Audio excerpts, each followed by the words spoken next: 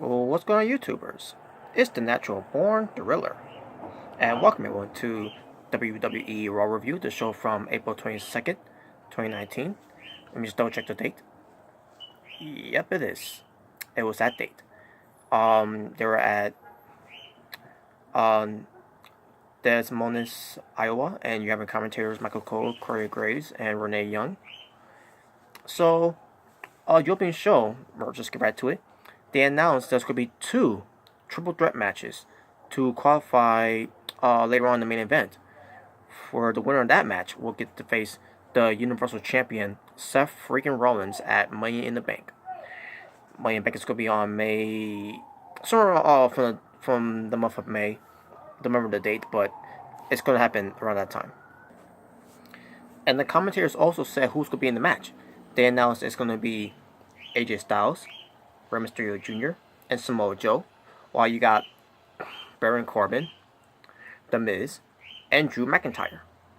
And it was nice that they mentioned that in the beginning of the show.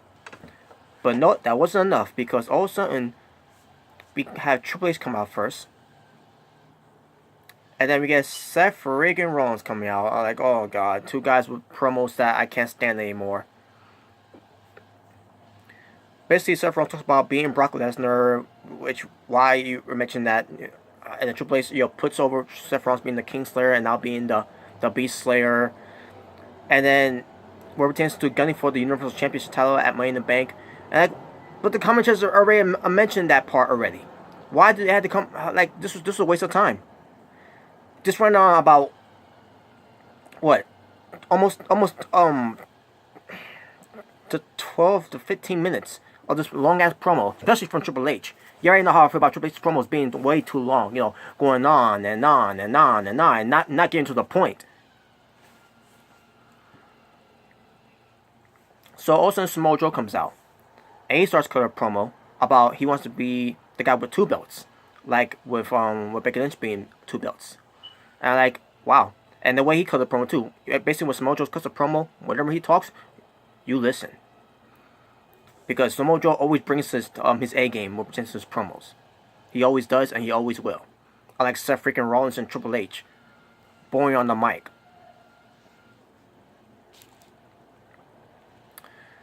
And then Rey Mysterio Jr. came out to interrupt that he wants to be Universal Champion.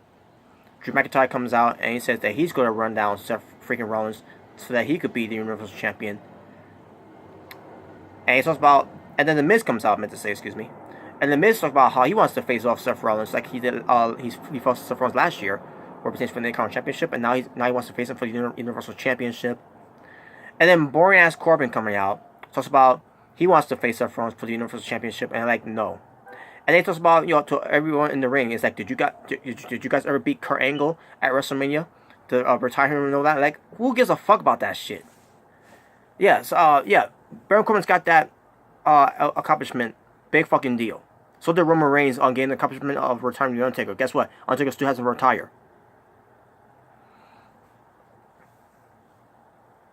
And who cares at the end of the fucking day now? And then AJ Styles comes out. He interrupts. And he gets a big pop. AJ Styles starts a promo where it pertains to Baron Corbin to just shut the hell up, and I agree. And talks about that he's gonna basically talk about how he was the man that built the house of SmackDown Live, and he wants to now go after Seth Rollins for the Universal Championship at Money in the Bank. And then that's when Seth Rollins says, whoever wins, doesn't matter because he's gonna burn it down. And that was a horrendous segment to open up the show. Not because of Samoa Joe, not because of AJ Styles, not because of Drew McIntyre, not because of The Miz, not because of Rey Mysterio Jr., but because of Seth freaking Rollins, Triple H, and boring Corbin. What a garbage way to open up the show. And then it led to the first match to qualify to the main event, which is AJ Styles versus Samoa Joe versus Rey Mysterio Jr. Good match. And then in the end of the match, AJ Styles goes for the Style Clash on Rey Mysterio Jr. on top of Samoa Joe. Well, first he gives some powerbomb onto Samoa Joe, and then a Styles Clash onto Samoa Joe. But means Rey Mysterio Jr. basically with the powerbomb and the Styles Clash, and then He pins Samoa Joe, and Samoa Joe gets the loss here. So AJ Styles gets the win.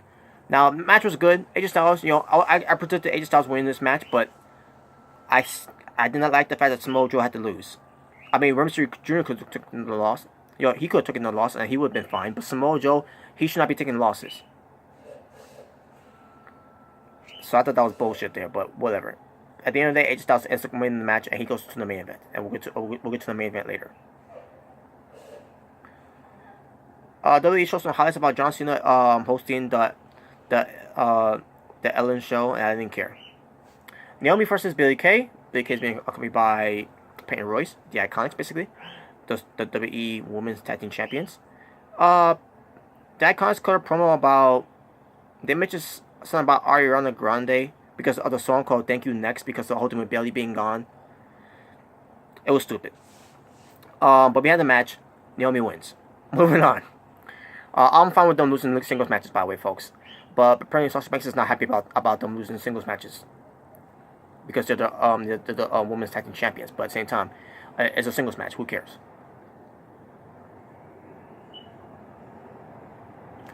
Then we get to the second qualifying match to qualify to the main event. This other triple threat match: The Miz versus Drew McIntyre versus Baron Corbin. I thought the match itself was decent. It could have been way better if Baron Corbin wasn't in it. And Baron Corbin looked like he didn't. At one point, he didn't know what he was doing in the match. I think at one point he botched. Yeah. But then again, WWE wants this guy to be the focal point. And on top of that, so Drew McIntyre goes for the Claymore kick to the Miz. McIntyre gets tossed out the ring by Corbin, and Corbin takes the advantage of the win here, and he gets to win the match, and he gets to go against AJ Styles at the main event to determine who's going to win the main event match to face Seth Rollins at Money in the Bank. And I see myself, are you fucking kidding me? Baron Corbin.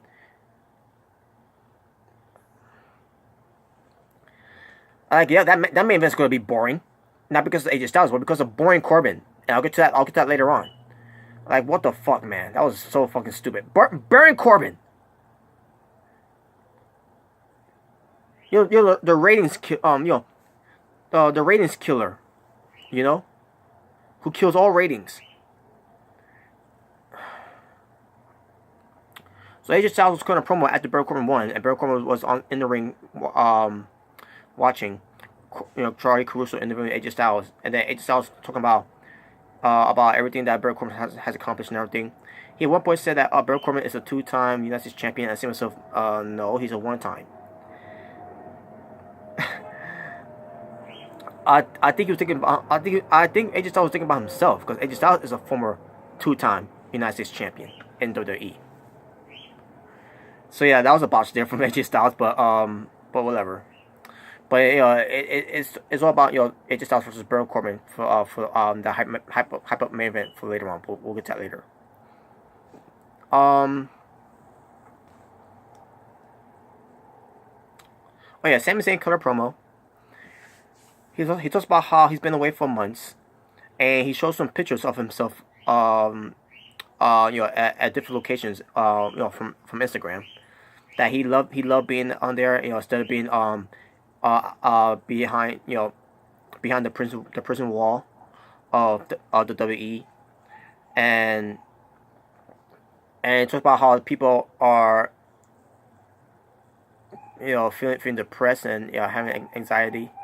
I'm sorry, he started feeling depressed and anxiety when he came back, because now he's back in front of these people who are hypocrites, who are critics and everything and blah blah blah. Just WWE is a toxic and everything, and like, wow. So this is the direction we're going with Sami Zayn. He's not wrestling. He just kind of promo about how the WWE fans are in a toxic environment to the WWE.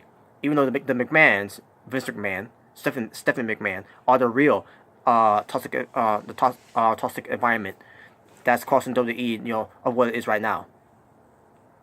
Not because of the fans. The fans are the ones that are putting money in their pockets into the company.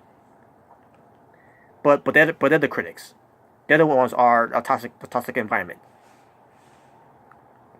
And then Sami Zayn ends up by saying, you fans can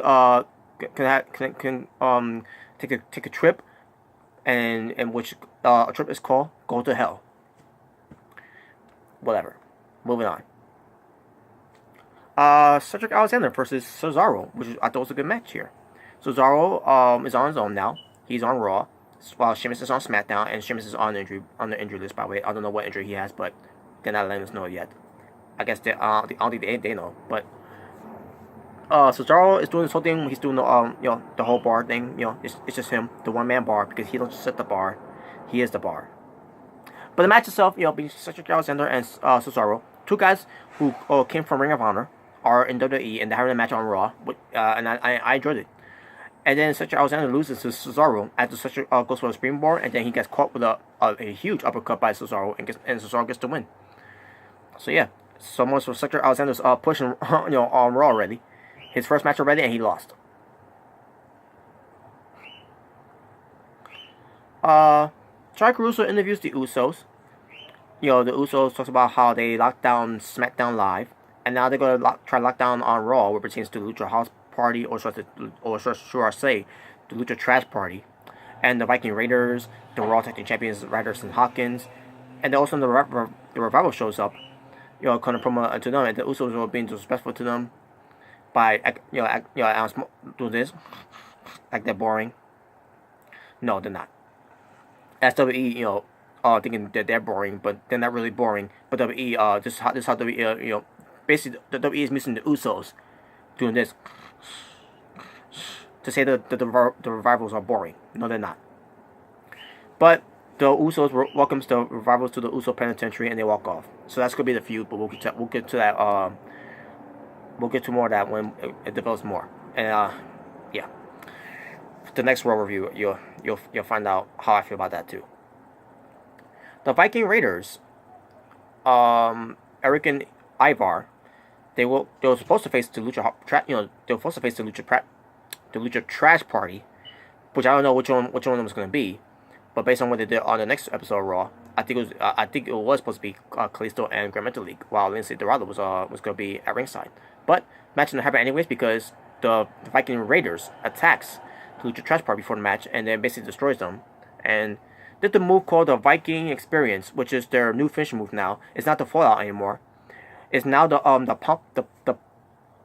pop up catch them mid-air power slam, which Rowe does the pop up routine of it, while Hansen catches on the opponent and gets him the power slam, which what originally is called Door's Hammer, but WWE decided to still use the name of the Viking Experience as the wrestling move instead of the names of the Viking Raiders. It's going to be the Door's Hammer's finish move that's going to be called the Viking Experience now. And yeah, so now they're not called the Viking Experience anymore. They're now called the Viking Raiders. But I thought Road Dogg said that names don't matter in WWE. Sit down and shut the fuck up, Road Dogg. But yeah, even though they got away from the Viking Experience tag team name, but they can't get away from the name itself, because the name itself, the Viking Experience, is now a finishing move for the Viking Raiders. But there you go, and there you go. Yeah. So like I said, the match never happened because the Viking Raiders decided to be up on the Lucha Trash Party to showcase that they're the next dominant tag team on Raw. So. And then also let me see Hawkins and Ryder backstage, and they're being interviewed by Sarah Scarrier. I gotta learn her last name, folks. I gotta learn that last name. But she's from NXT though, and she interviews the Raw Tag Team Champions Hawkins and Ryder, and basically they talk about they're not worried about the tag team division changing and everything, and there you go. Nothing to say about that. It's like they didn't say anything meaningful there, so. Becky Lynch, or should I say Becky Two Belts, Raw and SmackDown Women's Champion. She comes out. She gets on a microphone. She talks about, being in Iowa, and she talks about, Lacey Evans, being her next challenger. Fans booed. And then talks about how, she's been sucker punched.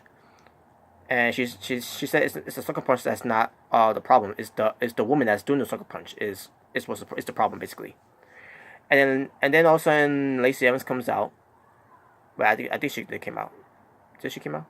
Yeah, Lacey Evans came out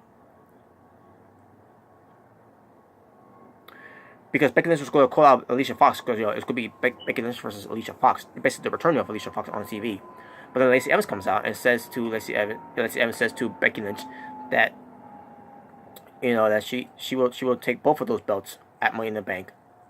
Even though that's not the case anymore, folks, because I'll have it on SmackDown. I'll get to that when I do the SmackDown review of it. But then Becky Lynch fires back at Lacey Evans, saying that she will dismantle her at Money in the Bank. And then also Alicia Fox comes out. So we get the match started between Alicia Fox and Becky Lynch. Alicia Fox, she came back after being away for the reports about the whole thing with Arn Anderson, with him being fired at a live house show by Vince McMahon. Because Alicia Fox was wrestling intoxicated, basically drunk, and it was because of the of the RAW agent of Arn Anderson, who was Alicia Fox is was supposed to be in charge, was supposed to be be controlled by Arn Anderson, who is the agent of Alicia Fox, and this didn't sit with Vince McMahon and Arn Anderson. I don't know what he was thinking, having Alicia Fox wrestling drunk like that, at a live house show at the time, but yeah, this led to Arn Anderson being fired from the company. And Alicia Fox was told to be sent to rehab, but she refuses, which is why they took her off of TV. But I see myself, wait a minute, so you don't fire her because she refused to go to rehab, but you did the same thing with Carlito. You wanted Carlito to go to rehab for whatever you want him to go to rehab for, but you fire him. Same thing with Umaga at the time. You wanted Umaga to go to rehab, and he refuses, but you fire him. But with Alicia Fox, you told her to go to rehab, and she refuses, but you don't fire her. But you fire Arn Anderson, though. So as far as the match was, Corey Graves said to Alicia Fox, made a comment by saying that she looks healthy. And the match itself, it was botchy, it was sloppy, it was the most terrible match I've ever seen Becky Lynch ever wrestle. I'm thinking to myself, is Alicia Fox drinking again? This match was garbage. And then it ended with Becky Lynch going over with to disarm her. And then Lacey Evans comes out of nowhere and gives her the invisible woman's right. Basically, she missed. She didn't connect with it. But Becky Lynch sounded like she got shot. And then Lacey Evans did it again, basically calling an audible there. So and this time she did connect with the woman's right this time. And there you go. This segment was a complete train wreck. It really was, folks. Other than the promos that Becky Lynch and Lacey Evans, excuse me, hold on a second.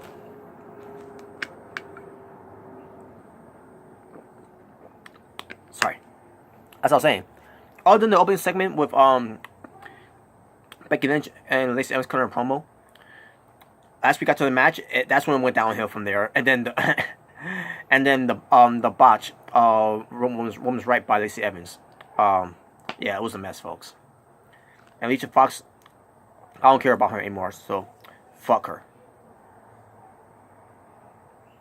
Triad Caruso interviews Baron Corbin, or should I say Baron Corbin? I didn't care. Moving on. We get Ricochet versus the repackaged, what represents of no longer be calling Bobby Roode, but still be calling the Glorious, but going by the name of Robert Roode. It's the and also he's got a mustache. So yeah, it's no longer Bobby Roode. It's now Robert Roode, and he's still glorious. Because the glorious entrance, the glorious globe, the glorious mannerism, and all that. So yeah, Robert Roode still absolutely glorious. But instead he's got a mustache, like I said before, and before we get to the match between Ricochet and Robert Roode, Robert Roode cuts a promo about saying, he's reintroduced himself as Robert Roode, and he finally dropped the dead weight of Chad Gable. And I said to myself, no, Vince McMahon is dropping the dead weight of Chad Gable. Bobby Roode doesn't think that. Vince McMahon thinks that. And based on what they did on SmackDown with Chad Gable, I'll get to more of that when I do that review of it. Yeah, This man doesn't say anything valuable in Chad Gable, which is fucking bullshit. But yeah, Bobby Roode says that, and we get to the match between Ricochet and Robert Roode. So, and Robert Roode is the heel. So, and match itself was pretty decent. Robert Roode gets the win with the glorious DDT, and there you go. Robert Roode is absolutely glorious. And Michael Cole, he did one point say Bobby Roode, and then Corey Graves said, "How dare you? His name is Robert Roode." And he said, "What'd you say? How dare you know that?" How he said it. And I'm like, yeah, it's good that you call out Michael Cole that one, because I'm pretty sure Michael Cole did botch that. Now, now it may have been on purpose so that Corey Graves could say that, but at the same time, knowing Michael Cole's history, he's always been botching on his promos on commentary anyway. So thank God Corey Graves buried him for that one. Just saying. Alright, folks, now we get to the one that, before we get to the main event, we get to the segment that I'm pretty sure you want to hear me about my thoughts about that. So, for about 2 weeks now, we began these segments where we see a box, and we see a buzzer coming out of it. It's been confirmed as a buzzer, a puppet buzzer, basically, laughing and coughing. And then we get another segment where there's a dollhouse with dolls, and there's stuffed animals, a rocking chair, whatever, or a rocky seahorse, whatever. And then we see a puppet, and it's laughing. It's a she, by the way. And then we get to this, and then we get to the final segment where the reveal of who's behind all this. And obviously we knew it was gonna be Bray Wyatt, but as we get to the opening of this, hold on a second. Sirens, folks, my apologies. But so we get to the opening segment of what they call the Firefly Funhouse, where you have someone singing, about friendship, whatever. And then we see the buzzer, we see the puppet, and we see a bunny. But it was confirmed later on it was a rabbit, based on the next Raw episode. And saying something about friendship never ever ends and all that. And then also Bray Wyatt comes out, and it's basically a kids show. And we hear the kids who are the live studio audience. Bray Wyatt introduced himself. Basically, he got repackaged. He lost weight a little bit. He looks good. He trimmed his beard. Little, it's no longer long anymore. Like, it's been trimmed down. And he's got the Bray hair. He got the side of his hair was cut too, but he starts introducing himself as Bray Wyatt, and basically he called the kids the Fireflies. And then he introduces a couple of his friends, for example. But Mercy the Buzzer. Basically, Mercy is coming from Waylon Mercy, which is why and that's the reason why too, because Bray Wyatt always got the comparison when he first came into the scene, with the whole Wyatt family thing, where he was basically being portrayed as Waylon Mercy from the 90s. And that's why Mercy the Buzzer came across, because Mercy, Waylon Mercy. And then he introduces Abby the Witch, who is the puppet, by the way. But the thing is, Abby, I thought they either said Penny, Patty, or Peggy, something like that. I don't remember, but I can't remember how it was said. But it came out. It was Abby instead. Abby, Abby like Sister Abigail. Yeah. So I'm assuming what they're gonna do with this was Abby the Witch thing, is that Abby is gonna come to life at one point. Hasn't done that yet, but and that's where we're gonna get the we're finally gonna get the debut of Sister Abigail, I guess. Which I'm pretty sure it's gonna be Nikki Cross. But Bray Wyatt says that he was a bad man at one point. The kid starts bullying and like on or whatever, and he said, but that was a long time ago. But now he's dead now, and he's like he will not turn into that pathetic slob loser ever again.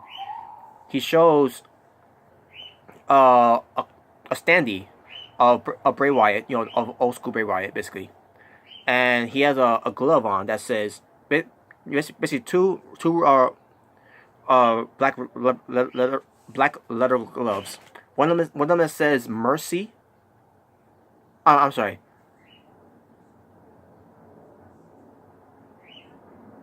I'm trying to remember what it said. I wish the note said it there, but it doesn't say it here anywhere.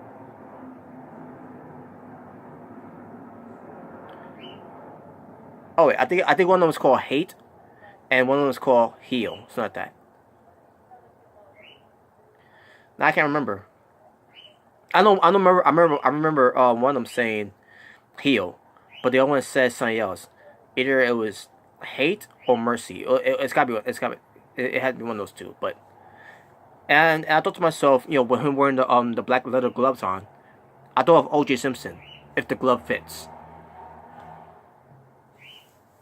So he pulls out a chainsaw, and he saws the head off of the standee Bray Wyatt, of the Wyatt family one, and then he ends it by by see you next time, and there you go. And now here's my feelings about that, folks. When I saw this, based on how they did this, when I first saw this, all I had was a pissed off look on my face. And I see myself, this is what you do for Bray Wyatt, to come back. This is how you repackage him.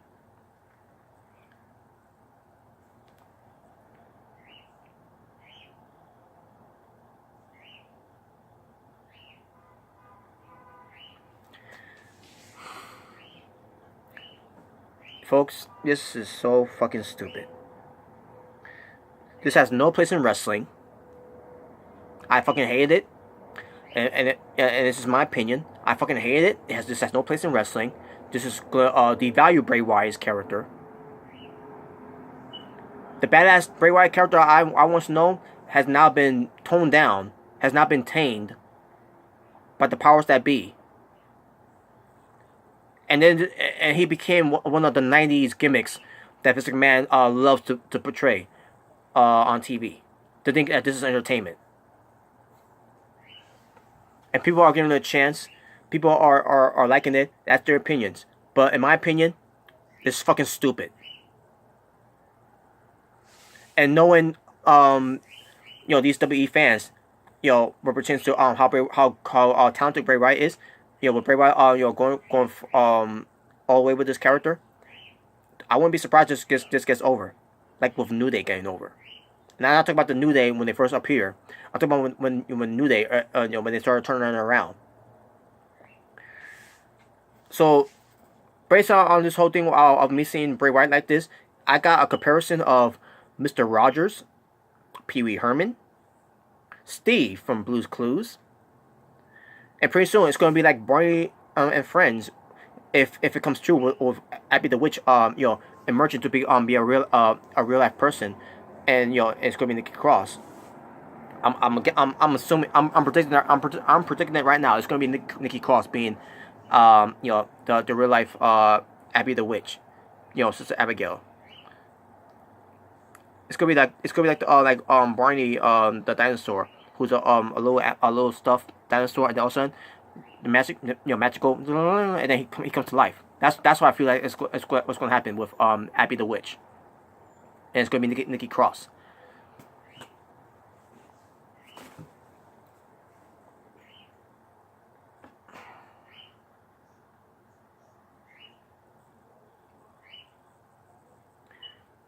Yeah, when I saw Bray Wyatt doing that, I expected him to sing "It's a Beautiful Day in the Neighborhood" and come up with a today's word, and then the kids will scream and he will scream, and then to find clues like blues clues, and again, and singing "I love you, you love me," we're all a happy family, and with a great big hug, and And a kiss for me, yo. From me to you, whoever. Yeah, I fucking hated it.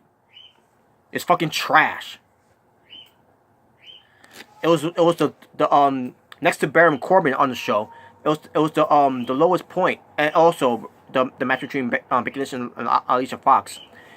Next to those two, this was the lowest point of me watching the show at that point. And then we get to the main event. And from there, I like, how can I get into this main event? Not just because of boring Corbin in the match, but because at the scene what I just saw there with Bray Wyatt. So the match happens. This is a normal contention match. Boring Corbin made me not care about an AJ Styles match.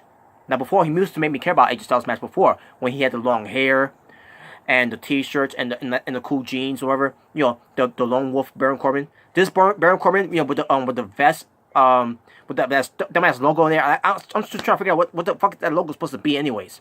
And basically him just basically still looking like the you know, like he's the Anthony Raw General Manager again. I fucking hate that uniform he's wearing, and you know, with him cutting the hair, basically, you know, being bald and everything. I'm fine with him being bald, but what I'm not fine with is him wearing that outfit, and also on top of that, the way he's carrying himself right now, you know, and the way he carries himself on the mic, he's fucking trash.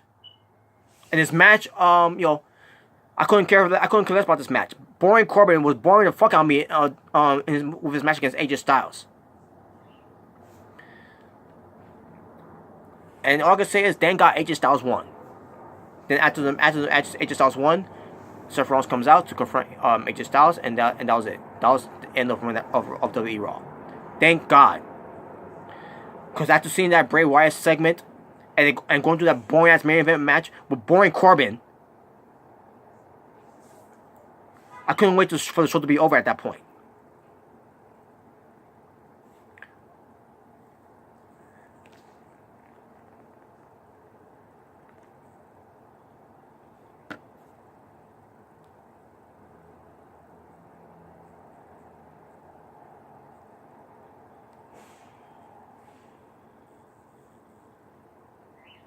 So talking about wrestling for WWE RAW, the show from April 22nd, 2019.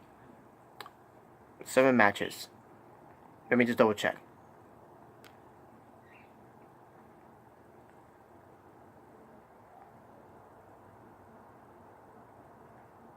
Yeah, 7 matches. It would have been 8 if it wasn't for the beatdown by the Viking Raiders to the Lucha Trash Party. So yeah, 7 matches. And my overall rating for the show, I'm gonna go. I thought the show was it was passable. It was average. So I'm gonna go 5.5 out of 10. And that being said, thank you all for watching. It's Natural Born Thriller, saying peace on the streets.